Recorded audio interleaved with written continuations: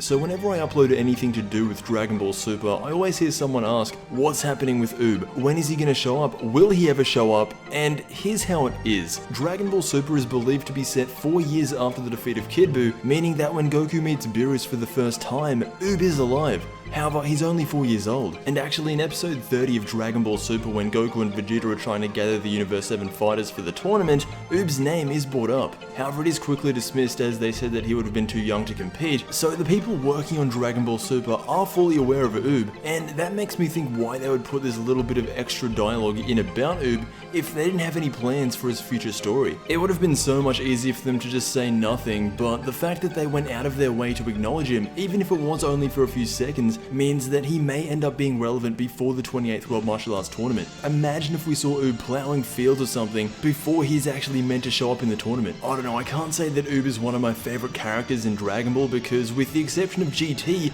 we don't get to see much of him, but I will say he definitely has one of my favorite concepts in all of Dragon Ball. The Oob most people are familiar with is the Oob we saw in GT, and straight away, if you're following the Super continuity, which is the 10-year gap between the death of Kid Buu and the tournament, GT does not correlate with what is being done in Super. So with that said, since Toriyama has much more involvement in Dragon Ball Super than he did with GT, this means we can finally get Toriyama's, or in other words, the official concept of Oob. Now I've already made a video titled Oob Redone, and to be honest, while I still think it's a cool idea for Oob to be trained into the role of God of Destruction, it just seems as the days go by to be less and less likely. But recently I've been watching Naruto for the first time, and I'm enjoying it way more than I thought I would. And you know, you could be thinking, what does Naruto have to do with Oob? Well, I'm only around 90 episodes into Naruto, so by no means do I know everything. But what makes Naruto powerful is the nine-tailed fox sealed inside of him. And if you think about it, Oob is kind of the same. However, instead of having the nine-tailed fox, he has Majin Buu.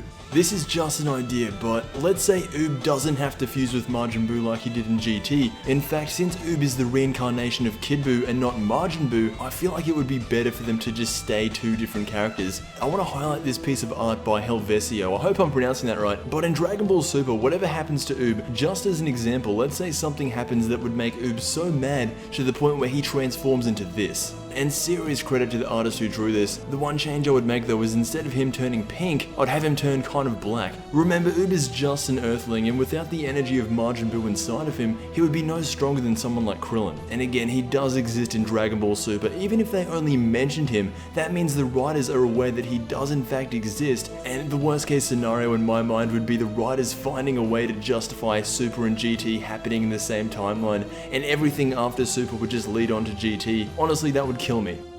Now I'm just throwing around ideas, but if they ever did a Dragon Ball series without Goku, I know it's crazy, but if one day they ever decided to do that, I feel like Oob would have to be the main guy. Goku I think is around 40 to 50 years old right now in Super, and Toriyama recently came out and said that a Saiyan is said to hit their peak at 80 years old. So I don't think Goku would be going anywhere for a while, but let's say it gets to the point where someone like Xeno is training Goku. Since Goku would be spending all of his time training, the story would have to be focused around someone else, and I'm not saying it has to be Oob, but it probably should be Oob. Anyway, let me know how you think the official story of Oob is going to play out. At this point, anything is better than what we saw of him in GT. I want to thank you all for watching, and as always, I will see you in the next Dragon Ball video.